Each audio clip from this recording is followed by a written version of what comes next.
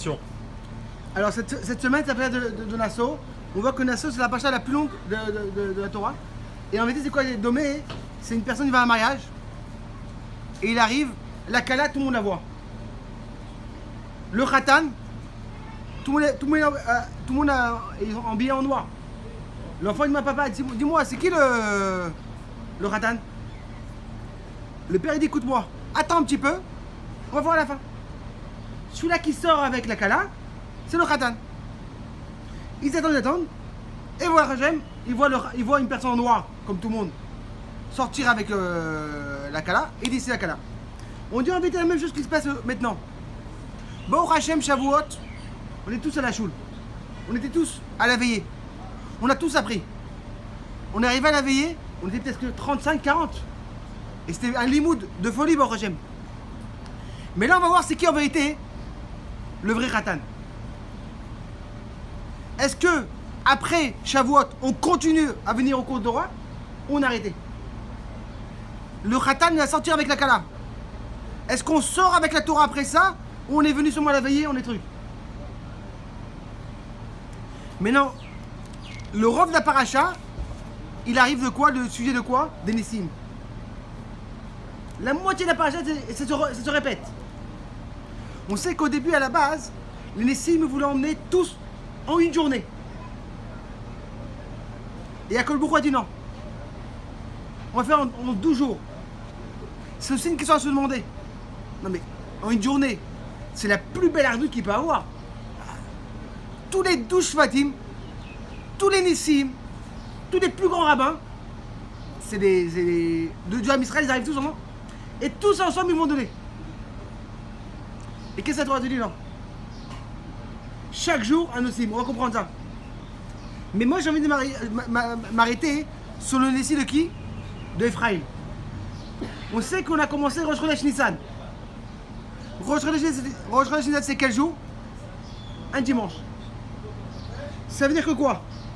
Si on compte 7 jours, on tombe Beyom Hashvi Nassi Levli Ephraim Elishama Ben Eleo. C'est que le 7e jour, c'est qui? C'est Ephraim. Et là, chacun se pose la question. Comment Ephraim peut emmener un korban le jour de Shabbat? On sait la halakha que le jour de Shabbat, on ne peut pas emmener un korban.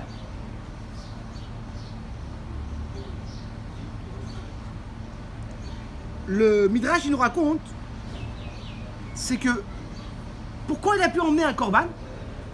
C'est qui Ephraim? Il vient de qui? De Yosef. Comme Yosef, il a gardé en Égypte le Shabbat, pour cette raison-là, il a eu ce mérite-là de quoi? Que lui aussi il va emmener le korban pendant le Shabbat. Mais non, faut comprendre ça. Hein. C'est le contraire. Son grand-père, il a gardé Shabbat mais sur une nefesh. Le Midrash nous raconte qu'il faisait plein de choses incroyables. Il rentrait vendredi. Non mais tu t'imagines? Il reçoit des emails, personne ne lui répond. Il dit non, moi mon jour de congé. C'était quand même le Mamlacha. Ma belle-mère, elle est arrivée à l'âge de 17 ans de la Russie. Et eux, ils apprenaient dans une école pas juive, une école goy. Et chaque semaine, leur père faisait un système comment l'enfant il ne devait pas aller à l'école Shabbat. Il était malade, il était comme ça. Et pourtant tout a marché. Jusqu'à arrivé une Mora qui était juive. Elle a attrapé ma belle-mère. Elle dit écoute-moi, arrête de tourner la tête. C'est bizarre que tous les Shabbats t'es malade. Pas possible.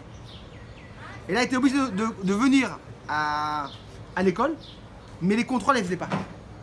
Elle marchait pendant 1h15 pour pas prendre le bus. Et Baruch Hashem, on voit que Baruch Hashem sortit des gens religieux. Et les autres familles qui ont dit écoute-moi, c'est pas grave, le Shabbat, ok. Ils sont disparus. Ma belle-mère, elle a des cousines loin, c'est fini. Mariée. Et grâce à la sunnette de Shabbat. Mais il faut comprendre en vérité. C'est quoi cette histoire-là de Ephraim, d'accord, qu'il emmène son korban pendant Shabbat, Et comment ça se fait que la force d'emmener Shabbat? Parce que son grand-père, il a fait un Messourot Nefesh de faire Shabbat. Que c'était Yosef Hatzadik. On va comprendre en vérité une chose qui est magnifique. De où Yosef il a eu la force de faire Shabbat en Mitzrayim. C'est pas possible. Le vice-roi d'Égypte, il fait Shabbat. Non mais c'est pas possible. C'est une force spéciale. En vérité, on va prendre le premier Nisayon qu'il a eu en vérité, Yosef. Le très grand Nisayon qu'il a eu. C'est avec Potiphar. Yosef, toute sa vie, il était rejeté par ses frères. Il savait que même ses frères, ils allaient mentir à son papa. Il arrive en Égypte. La seule façon comment rentrer en Égypte, c'est avec Potiphar. Et le Midrash nous raconte que presque il est tombé dans ça. Et qu'est-ce qui s'est passé d'un coup? Il a vu la figure de son papa. Et chacun se demande combien de gangsters voient la figure de leur grand-père, qui était grand rave à un truc, et continuent à faire les bêtises. C'est quoi cette force qu'il a eu en vérité quand il a eu cette image de son père? Ça a changé à 180%, qu'il a tout mis de côté. Il a dit je m'en fous tout. Je veux vivre comme un clochard et je vais être en prison, parce que je sais que ça a mal tourné. A tout changé. Alors il y a un pirouche qui explique en vérité magnifique. La Gemara dit comme ça. Chez Tzurat Panav chez Yaakov Avinu, Aïta domé le Tzurat Panav chez Adam Arishon. La Gemara nous raconte dans Baba Batra.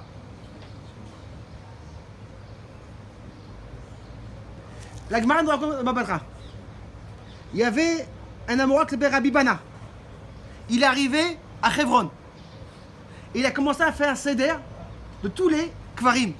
Je pense qu'aujourd'hui, quand on a les kvarim qui sont mesoudarim, c'est grâce à Rabbi Bana. Il est descendu en bas, dans la Mara. Et il dit, la Abraham, la Yitzhak, la Yaakov, il a tout séparé. Et à un moment, il est arrivé pour arriver, le séparer de quoi, que la Gemara nous raconte? Il est arrivé pour séparer le quoi, le kever de qui? De Adam et Chava.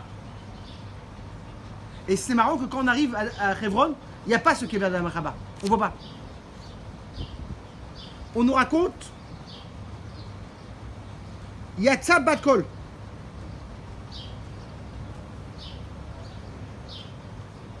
Il a dit comme ça. Maspik Sheftart Bedmuto Shadam Arishon, c'est la même figure que Yaakov Avinu. Si tu avais Yaakov Avinu, c'est la même chose en vérité. Adam Arishon. Et là, on va comprendre un truc qui est magnifique. Et là, on va comprendre en vérité c'est quoi cette force de Yosef Hatzadik. Quand il a vu la figure de son papa, il n'a pas vu la figure de son papa en vérité. Il a vu la figure de son papa, qui était la figure de Adam Arishon.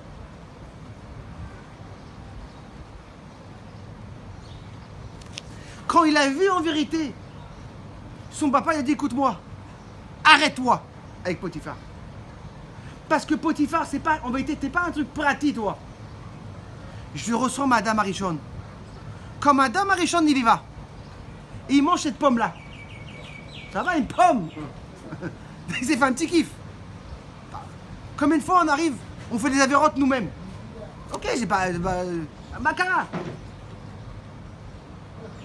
Quand tu y vas, il a mangé cette pomme-là, il a tout changé. Tout le monde a changé en vérité. La même chose en vérité. En vérité, qu'est-ce qui s'est passé? Tout le monde, il a changé. À cause de cette pomme-là. Yosef, la même chose. Yosef, quand en vérité, il est arrivé, il a vu Potiphar, il a vu tout le monde qui était dans sa main. Quand il a vu son Shabbat, de faire Shabbat, il dit c'est pas que moi je fais un Shabbat toi-même. C'est tout le monde, il est basé sur ce Shabbat-là. Il a vu la tête de son père et d'Adam Arishon. Et là, on va comprendre en vérité. Comme Yosef Hatzadik, il a vu le dmout de son père.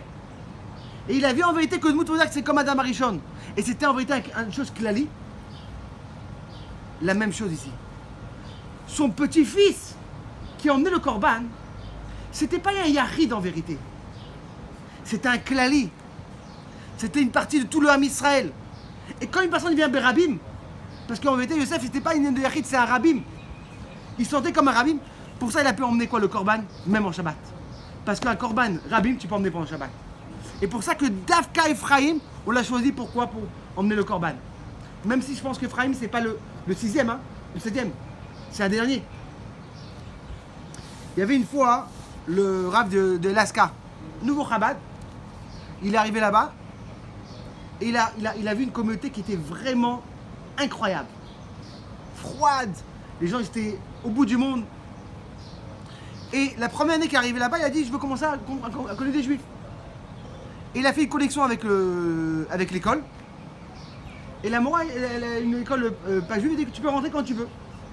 Mais non, comment tu vas rentrer à une école et demander qui est juif? Alors il est rentré et dit qui connaît des juifs? Il y a une fille qui se lève et dit moi je connais des juifs. Ma mère elle est juive. Alors il a tout compris qu'il y a des juifs. Il lui a dit comme ça. Dans le monde, il y a des millions de juifs qui allument les bougies le vendredi. Mais comme Elaska, c'est le plus loin, toi tu dois finir la chaîne. Quand tu allumes ta bougie à toi, c'est comme tu as fini le train. Et pour ça, tu as une importance d'allumer les bougies. En vérité, on voit beaucoup le lien de quoi du chino, l'éducation. On est sorti de quoi de Shavuot. Chacun dans sa ville est parti acheter un appartement. Quand tu arrives à acheter un appartement à la banque, je veux des Arevim, comment on dit Arevim, des garants. Et voilà, Yaakov est venu avec garant, avec son fils de 5 ans. Bonjour et tout. Mon fils, voilà, il est très intelligent. Je suis sûr que dans 25 ans, ça va être un grand docteur, il va faire... Non mais, écoute-moi, garant, c'est maintenant. Hein. On voit que quand Dieu a besoin des garants, qu'est-ce qu'il a demandé? Ni les Névim, ni les grands. Qui? D'Afka les enfants. Mais pourquoi? C'est quoi cette force en vérité qu'ils ont les enfants? Non, mais les Névim, c'est pas assez? Les plus grands tzadikim, c'est pas assez? Comment Dafka a besoin en vérité les garants des enfants? C'est qu'en vérité, la même chose qu'on voit, qu'on fait une brit mila à un enfant à 8 jours, pour dire en vérité une éducation juive qui a commencé quoi? À l'âge de 8 jours. Je me rappelle quand on était petit, ma mère elle nous lavait les mains. Je me rappelle même quand on avait 2 semaines, 3 semaines, elle faisait avec nous Modéani. Et des fois je me dis, mais maman, 2 semaines, il parle pas là. Ça rentre. Une éducation, ça rentre. Encore une fois. On entend des varim. Le rabbi il avait dit que quoi? Même dans le lit des enfants, c'est bien de ne pas mettre des images des animaux pas cachers. Ah bah, il a 1 mois, 2 mois. Ça marque. Un enfant il se lève le matin et qu'est-ce qu'il voit? Des images des animaux pas cachers. Et là en vérité, la Torah dit un chidouche qui est magnifique. Si tu emmènes des Arevim, c'est vrai qu'un appartement, tu prends une alva en général pour 20 ans. Alors tu prends une alva pour 20 ans. 20 ans, 25 ans. Alors tu emmènes quoi? Un garant qui a 40 ans. Mais si tu dois avoir en vérité un garant pour 200 ans, pour 300 ans, le vieux, il n'a pas 15 ans. Comment je veux être sûr qu'en vérité, la chaîne elle va continuer? Disons même la richesse va continuer dans la famille. C'est quand que je prends l'enfant, l'Avdil, je l'emmène, depuis qu'il est petit, à les meilleures écoles. Si demain je dis, voilà, écoute-moi, en États-Unis, quand tu fais rentrer dans une école, tu peux faire rentrer un enfant dans une école, très bonne école, si tu n'es pas le même GAN que l'école. Beaucoup d'endroits, c'est comme ça. C'est un enfant qui est au GAN, là-bas, ça commence les très bonnes écoles, les universités, il commence à l'âge de 3 ans. Si tu n'emmènes pas ton fils au GAN, après 20 ans, tu ne rentres pas à l'université. Je me rappelle, J'avais parlé avec un copain qui habitait aux États-Unis. Et au début, il avait mis son fils au Gan Rabat. Et il habitait au Texas. J'étais parti le voir et tout. Et on est parti voir le rab de la communauté. Et il voulait enlever son fils du Gan. Et on parlait. Et il dit, écoute-moi, Kvod Arav, mon fils va avoir 4 ans. Ton Gan, il est super. Il s'est éclaté. L'enfant, il vient avec le sourire. Mais qu'est-ce que je peux faire? Mon fils, je veux le mettre à l'université à l'âge de 18 ans. La meilleure université. Il me demande de mettre mon fils à l'âge de 4 ans. C'est-à-dire qu'en vérité, quoi? Quand tu prends un enfant à l'âge de 4 ans, tu fais rentrer dans le meilleur GAN. Il va après ça à l'école. Je peux t'assurer qu'il va rentrer à la meilleure université. Mais si tu dis à un enfant, écoute-moi, pas grave, je veux mettre mes enfants à l'école à côté de la maison, c'est pas grave, il a 4 ans, ça va. 10 ans, c'est pas grave. Il pourra jamais en général être dans les grandes universités. Tu verras les pourcentages. En général, hein. Qu'est-ce qu'il dit en vérité à Akadosh Baruch Hu? Si tu me promets à mettre tes enfants dans une école religieuse, une école que la Torah est avant tout, après il y a le rôle si on a besoin, je suis assuré. Je suis sûr qu'ils vont continuer après ça. Ils vont aimer la Torah, ils vont continuer à la yeshiva. La yeshiva, ils vont être après au Bet Midrash. Ça va jamais s'arrêter. Mais si tu me dis en vérité les vieux qui apprennent le Bet Midrash, combien des fois nous on avance nous-mêmes, mais on oublie qu'en vérité on a un train derrière nous. Les enfants et les femmes. C'est vrai, on s'éclate au Bet Midrash, on apprend et tout. Il nous dit en vérité Akadosh Baruch Hu, Beni Marevim, tes enfants, est-ce que tu les emmènes au Bet Midrash? Est-ce qu'ils ont un cours de Torah le Shabbat? Quelle école ils sont? C'est vrai que toi t'as avancé. Mais si toi tu avances, c'est pas un garant. Tu peux avancer toi, sans avancer les autres. Mais j'ai quoi? J'ai que des Rav Kanevski, des Rav Louaïch. Ça m'aide pas. Est-ce que tes enfants tu les emmènes au Bet Midrash? Quelle école tu choisis? Est-ce que tu les mets à côté de la maison ou tu les envoies loin? Et là en vérité, on voit, quand tu prends un enfant depuis qu'il est petit, comme une fois un jour ils te disent, écoute-moi, la vérité, moi j'ai pas besoin. À l'âge de 12 ans, j'ai un Talmud Torah, le rabbin de folie. Hein. Il va prendre mon fils, il va tout lui apprendre. La paracha, c'est quoi les tefilines? Mais il dit, tu rencontres 2 personnes. Un il dit, voilà, écoute-moi, moi je suis prêt à mettre de l'argent chaque mois, payer l'école juive en France et tout. Je dis, mais arrête, c'est du gâchis. 300, 200, 150 euros. Et c'est la galère, le matin il doit prendre le métro et prendre le bus. Moi je vais l'envoyer à côté de la maison, au Talmud Torah, le Shabbat je prends avec moi. Après maintenant tu les rencontres. Ils sont où? Un il met jamais de film et l'autre il met de film. C'est ça en vérité. À Revim, il y avait une fois 2 amis qui se rencontrent. Un c'était un Rav et un c'était un businessman. Et le Rav, il voit que le businessman, ses enfants, tous ils aiment le limoud. Ils sont chaque fois dans le limoud. Et le Rav, un petit peu moins. Il dit, mais c'est quoi ton sod? C'est pas possible. Moi, toute ma vie, j'étais Rav, j'étais un Dayan. Et mes enfants, je vois que c'est pas... Et toi, toute ta vie de businessman, tu vas au travail et je vois tes enfants, c'est... Qu'est-ce qui se passe? Il dit, qu'est-ce que tu fais dans la vie? Puis moi, la vérité, je travaille très dur. Mais à 7h, j'arrive à la maison, tac, j'ouvre ma Gemara. Après ça, j'ai mes enfants, excusez-moi, je dois courir un cours de Torah. Le matin, ils ne me voient pas. Tout en train de courir les cours de Torah parce que je vais attraper qu'est-ce que je fais? Je travaille. Et le business dit au Rav, qu'est-ce que tu fais? Il dit la vérité.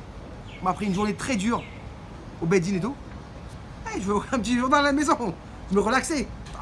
Je mets mes petites savates. Et ça, le problème. Tes enfants, qu'est-ce qu'ils ont vu? L'autre, il a vu que quoi? Toute la bataille, c'est la Torah. Il n'a pas le temps, il est dans le business. Alors, il veut la chashivut. Pour ça, il y a une grande chashivut de voir comment les enfants, ils nous voient à nous. Est-ce qu'en vérité, on aime ça ou on aime ça? On a demandé au début, comment ça se fait qu'en vérité, la paracha, les Nessim, Ils voulaient emmener les caravanes en une journée tous. C'est la chose la plus belle qu'il peut avoir. Il y avait une blague. Une personne, une fois, il est rentré dans une île. Et il appelle les gens pour le venir sauver. Et après quelques mois, c'est une île qui était très loin, ils arrivent. Et qu'est-ce qu'ils voient? Bon, chaque personne a construit une belle maison. Et ils voient encore deux belles maisons. Il dit, c'est quoi ça? Il dit, j'ai construit deux choules. Dis-moi, tu es faux. Mais qu'est-ce que c'est? Il fait la vérité. J'ai une choule pour moi que je rentre. Et une choule, je rentre jamais. En vérité, c'est une blague. Mais on arrive dans chaque choule. On arrive ici, dans chaque choule. Et des fois, ça me dérange. Tu as 10 sortes de sidorim. Et tu te demandes, mais pourquoi tu as tellement de sortes de sidorim? Pourquoi pas faire un sido? Tu arrives, Ashkenaz, au Lomeshane, on prend tous les sidorim en même temps. Tu fais un sido de l'Am Israël. Tu arrives ici, Baruch Hashem, on a tellement de choules. Et les Nessim, qu'est-ce qu'ils voulaient en vérité? Faire une journée, une grosse soirée, que tous les Nessim amènent un corban en même temps. Mais c'est une ardoute incroyable. Il peut avoir une plus belle ardoute. Comment imaginez-vous qu'il y a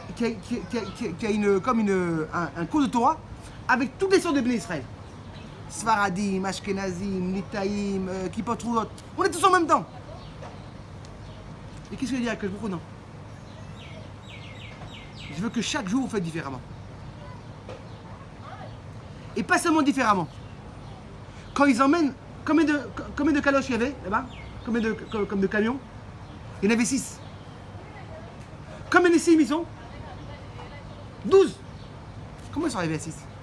Pourquoi ils ont radiné? Et on voit en vérité dans le Chumash, comment ils voient quand ils mettent tous dans le camion, c'était très très compliqué. Hein. Il y avait des poutres de bois de 5 mètres de long et 1 demi-mètre. Il y avait une quarantaine, une cinquantaine. C'est énorme. Ils devaient faire. Pourquoi pas que chaque Nassil emmenait un camion ensemble? Une chalotte, une calèche. C'était les 12. Et quand ils sont arrivés les Nessim, après que l'autre fois, ils sont arrivés tard, ils n'ont rien ramené. Ils ont voulu, cette fois-ci, arranger leur. Qu'ils ont fait l'autre fois. Qu'ils ont emmené, quand ils ont voulu emmener pour le Mishkan, ils ont dit écoute-moi, qu'est-ce qui manque? On va donner. Mais ils ne savaient pas que l'Israël, ils avaient une tellement grand amour. Ils ont emmené une tellement grande quantité qu'il n'y avait plus besoin. Il dit cette fois-ci, on emmène les premiers. Qu'est-ce qu'on a besoin?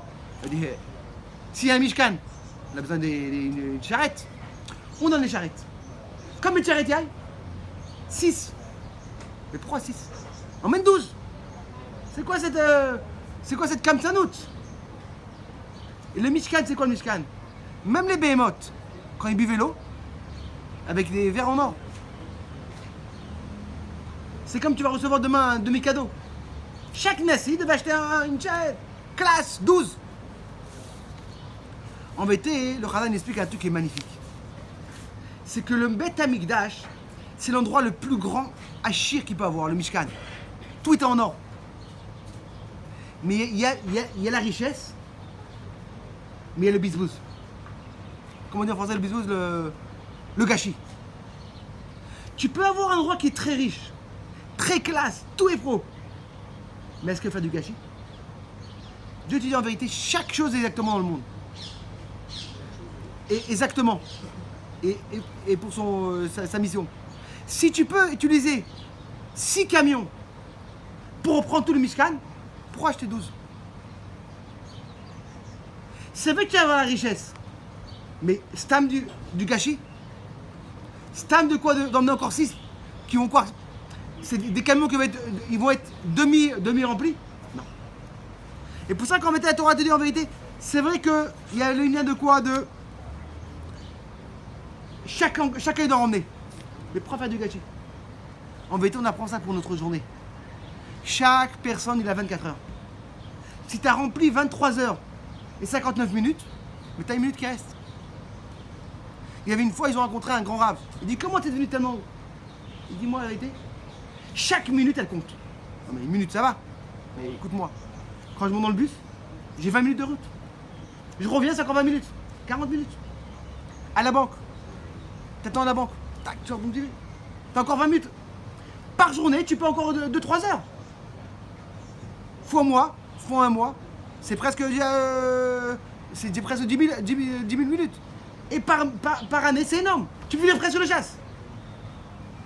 C'est-à-dire qu'en vérité, l'importance de quoi c'est vrai, la grande classe, tout est classe. Mais est-ce que les bases baissent il y a de quoi de trucs? Non.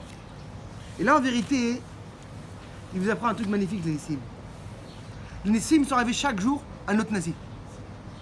Pourquoi? Pour nous dire en vérité, chacun a la spécialité. Quand tu fais une très grande soirée avec tous les autres bénis Israël, il y a des gens qui vont se perdre. On voit dans un corps d'une personne, il a le pied, la main, la tête. La tête, elle ne peut pas dire au pied, écoute-moi, t'es pas important. Qu'est-ce que tu veux? Toi, t'es important? T'es pas important. T'es que les pieds. La tête, c'est avec le travail. Si une personne, il n'a pas ses pieds, comment il peut vivre? Là, en vérité, on veut te dire que quoi? T'as les 12 Nissim. Eux, ils voulaient demander à que je me viens, on fait ça en une journée. Je te dis, il y a un problème. Les gens, ils vont se perdre. Il y a des shvatim qui vont se perdre.